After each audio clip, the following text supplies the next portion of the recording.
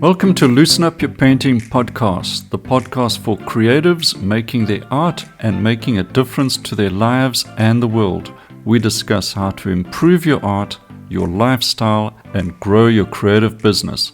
I'm your host, Malcolm Dewey from malcolmdeweyfineart.com, and let's begin.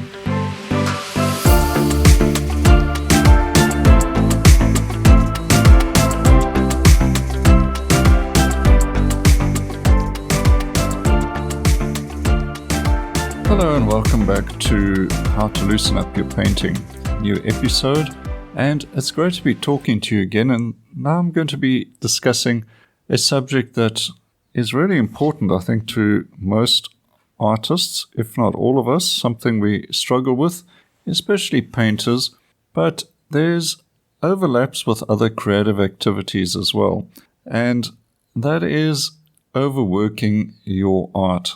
I'm going to mostly be talking, of course, about painting, but it may apply to other art forms as well. If you simply are going too far with something or overstating something, it may affect any type of creativity you're doing. Now, before I jump right in, I want to just mention my newly updated course called How to Loosen Up Your Painting. This is one of my flagship painting courses. Applies to any painting medium, or mostly opaque mediums like oils, acrylics, and gouache. Also pastels, I guess. And the course is all about, as the name suggests, loosening up your painting, breaking away from a tight painting that may be frustrating you. And I go through various techniques, and there are plenty of full-length demonstrations to illustrate it all. And there's everything from landscapes, and I'm even working on some portrait as well that you can work in. So a lot of what I'm talking about today is relevant to how to loosen up your painting. So that is why I've mentioned the course. If you're interested in that, you can find out more on my painting courses page on my website at malcolmdeweyfineart.com. But now back into the main topic, and that is how to avoid overworking your painting. This is also closely related to the other question of when is a painting complete. Some would suggest a painting is done when your partner hits you over the head and tells you to stop painting. It's already complete and now you're busy ruining it. But that's just one of the things we have to struggle with as artists. So I'm going to discuss a few tips and tricks that I like to use and that I teach to my art students as well. And these should be able to help you to solve this problem, or at least give you a few techniques you can apply when you want to retain that fresh look in your painting and don't want to lose that spontaneous feel. So now, as a starting point, let's remember that overworking a painting is something that you are going to do.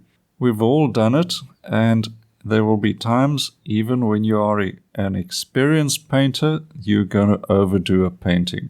You should be more alive to that and perhaps head it off before it goes too far, or recognize the, I would say, the little traps that draw you in and you overdo something or you overstate the painting. But the point is, it's something we've all got to deal with. There are those times when you push on just a bit too far and you end up with a painting that doesn't have that spark or that idea that you were planning. Or maybe you weren't planning, and that is the problem. Do some planning. I think as a general statement that is relevant for any creative activity. All too often beginners, and sometimes a few of us experienced artists, we jump right into a painting because maybe we have a very nice reference photo, or you've got a dramatic scene in front of you and you just get going with your painting. But maybe a little bit of planning beforehand will turn that pretty scene into a great painting. To create a painting from your photograph or your plein air scene, you need a little bit of planning. This could involve doing a few no-tan sketches, a few thumbnail studies, perhaps in color as well, just to iron out those kinks and to develop that idea a little further. I don't mean long, boring, protracted planning sessions. That's not for us, I don't think. We want to get painting, of course, but take the time, and I would say up to 30 minutes at most. Do your planning. Sketch it out, try different formats, work out the light and dark pattern, that all-important shadow pattern, for instance, in a landscape. Resolve some of the colors by just doing a very big brushed little study. That makes sense. A thumbnail study, but with a big brush, just with colors. Once you've done that, you'll also be able to figure out a specific goal. This is important. The number one thing you want to achieve with that painting. What is the one thing that you cannot do without in that painting? Know what it is. Very often it may simply be the play of light on a particular object. Trees, animals, just that certain kind of light that you want to get. Maybe it's that sunrise, sunset, golden hour light. It would be a real pity if you turned out a painting that was all cool, cold colors and wondered why the hell it went wrong. It went wrong because you weren't focused on getting that one thing right. That is the warm color. So by having that one thing you need to get right, you can plan your painting around that. Think about your colors that you need. Another planning topic is composition. Now, composition is so important. I'm going to mention it here, even though it's not really the nub of this topic. But if you do get that composition worked out in your planning stage, you're going to win a big battle already. Composition is just so crucial. Now, another general statement that I think is so important and often overlooked. Teachers focus on techniques, but we're missing one important thing that applies to every single artist, and that is you have got to have fun with your painting. If you're not having fun, there's no point. I find so many artists struggling with this. They get so caught up in the painting, not through the joy of painting or an engagement of being in a flow state of creativity, but rather they are hell-bent on making this painting work. And they get that white-knuckled thing going on there, clutching the brush, stabbing at the canvas, and getting wound up about it. Overthinking the end result. What's it going to be like? Is it going to be good enough? All that sort of negative thinking. But if you approach the painting with a sense of fun and with a light spirit, just relaxing into it and getting into a flow, a kind of meditative state of happy creativity, well, then things have a much better chance of succeeding. So whether it's just about you applying the paint and enjoying that experience, you're going to get a much better painting just for that. And of course, one that is unlikely to be overworked. Overworking is often a symptom of uncertainty, self-doubt perhaps, or trying to impress someone else and not painting for yourself. Another state of mind issue is working with a light touch. This simply means not trying to force anything.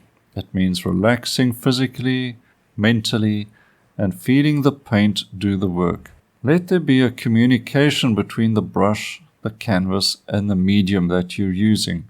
This means being present, right? Being present in the moment. Taking notice of what the brush is doing. How much pressure are you applying to the canvas? You shouldn't be forcing the brush. It should be light in your hand and lightly apply it to the canvas. Look at the paint that you put down. What does it look like? Is it a nice fluid and buttery stroke with lots of texture, what I like to call those juicy paint notes? Or is it perhaps looking over-blended or forced, or digging into the wet layers of paint, turning it into mud? So keep a light touch and you'll have better results with the paint itself. Those clean color notes will happen and you won't get into creating an awful mess mixing paint that shouldn't be mixed at all. Now, if you've done your planning and you've got into that flow state of creativity and you're not being too hard on yourself and you're just moving with a gentle approach, there's really just two questions that you need to be asking. Is the color I'm using warm or cool enough, or is it light or dark enough? Those are the only two questions that you can ask yourself as you paint. Just get that objective and that goal, and now the painting is almost taking care of itself. Another tip that I can give is sometimes you just need to give yourself a bit of time and space.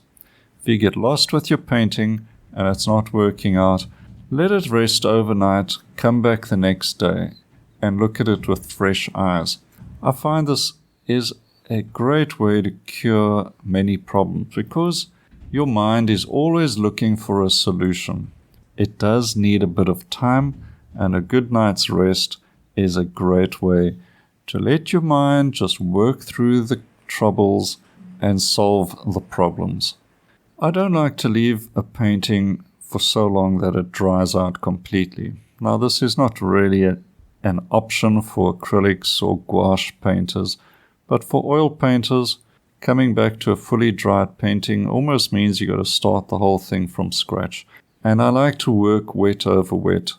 So that is a preference. It doesn't apply to everyone, of course. You decide. But what if you come back the next day and the painting is looking terrible, just irredeemable? Everything about it is awful. Well, if that is the case, perhaps just scrape everything off. I've done that before, and then I get going because I know exactly what needs to be done to fix everything, so I start from the beginning. But other times, it's just a part of the painting or a tweak to fix something up. In that case, I usually just paint wet over wet. Alternatively, you can scrape the offending portion off and redo that. Personally, I like the wet over wet approach because I'm working with quite thick paint and it's easier to layer that thicker paint over the part I don't like. Now, here are some specific tips that I get into in some detail in my course, How to Loosen Up Your Painting. And I think the first big tip I have for keeping your painting loose and fresh is use a bigger brush. Big brushes create big shapes and they don't get caught up with little details. This is going to help you avoid overworking the painting. Don't get into those tiny brushes and ruin all those lovely big shapes that you've been painting. Another great tip I can suggest is paint on a smaller surface. A smaller painting surface with a bigger brush, well, you can already see how that's going to give you less opportunity to fiddle with lots of details. Details really don't help you. What you are painting is shapes of light and dark and warm and cool color. That's what you need to think about and rather get it in as a bigger statement with a big brush on a small surface. After all, this is about learning and practicing and working through maybe some bad habits that need to be kicked off, and this is one way to do it. As you grow in confidence with big brushes and big shapes, you'll start painting on bigger painting surfaces, and you'll be able to translate the scene into those bigger shapes and keep it loose. Another tip is work a little quicker. I like to work a smaller painting in about 40 minutes to an hour, but that may not be possible for you. If you're starting out, you may need to take an hour or two, or perhaps even more. But I would say take the opportunity to just test yourself. You may find that you actually do know what to do, and working in a quicker time frame is going to help you get those solutions a lot more intuitively. So drop your painting time by perhaps half an hour and see what happens. This will give you more confidence and more intuitive painting ability. Now, my favorite tip is, of course, to use lots of juicy paint. I want a painting to look kind of luxurious or even generous in appearance. It's a case of being able to see the paint, see that it is a painting made up of brushstrokes, and of course texture. The texture you get from the paint using a bristle brush looks great. Well, in my opinion anyway. And I want to look up close at a painting, not just from far away, but up close and see that abstract shape and that texture. A final quick tip is the edges of your shapes. Not every shape must be crisp edged. If every shape is crisp edged, it's very likely the painting is going to look tight and overworked, perhaps lifeless even, and something where the shapes look like they've just been stuck on. You don't want that. Pick some things that are not that important in the painting and give them softer edges.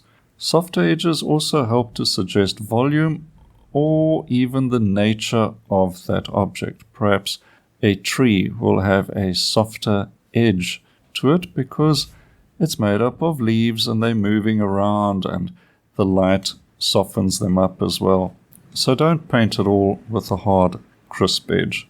You may also suggest lightness and airiness or an atmospheric feel to the painting by varying the edges. Your focal point can have the hardest edge, but everywhere else will be softer and even some will be diffused, and you'll get that sort of lost and found look that is so great in landscape paintings. So these are just a few good tips, and if you try them, you will see a difference.